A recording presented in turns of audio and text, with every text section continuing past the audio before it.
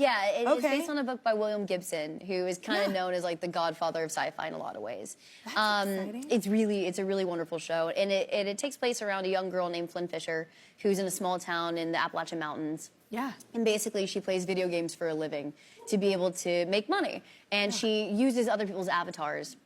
And one day she has the opportunity to beta test a new headset from a very mysterious company, and she puts the headset on and she realizes that she's not operating a game, but she's actually operating a robot body in the future, in the year 2100 in London. It's so interesting. Yeah, yeah. Is this why, because this is your first TV kind of thing, right? Or like episodic thing, right? Yeah, this is my first TV, yeah, pretty much ever. Yeah, I love that you chose this. It says like you love gaming though too in real life, right? I do, yeah, I do love gaming. I think there's a lot of parallels between my character and myself in this show in a lot of ways, and gaming is a huge one. I've been a big gamer since I was really young. I have 4 brothers, and like I couldn't physically overpower them, but like I could always best them at every turn in terms of gaming. Oh, I love that. And I was always better than them at it, so I was like, hell yeah. You know what's so interesting? I took flying lessons. They say sometimes female. I did because I was terrified of it and I was trying to overcome the fear. It didn't work.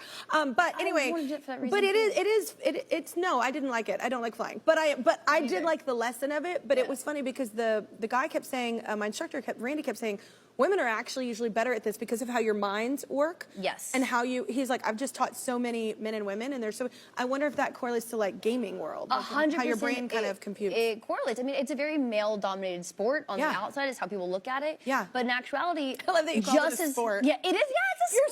You're such a gamer. It is a sport. It's technically an e-sport. Are you sweating? Yeah, they call it being sweaty. So like when like you're playing Call of Duty and it's really hard, they're like, wow, this is a sweaty game right now. You play Call of Duty? Yeah, that's my game. Oh my God, I've seen someone play that game. I'm like, this is an intense game. Oh yeah. Yeah, it's sweaty. Okay, so you've said that the way you've been treated as a woman in the industry, you said people are treated like that in the game world too, right? For sure. So it is a very like a male-dominated field in a lot of ways. I don't hear a lot of females going, I'm a gamer. Yeah. I sport it out. I sport it out online.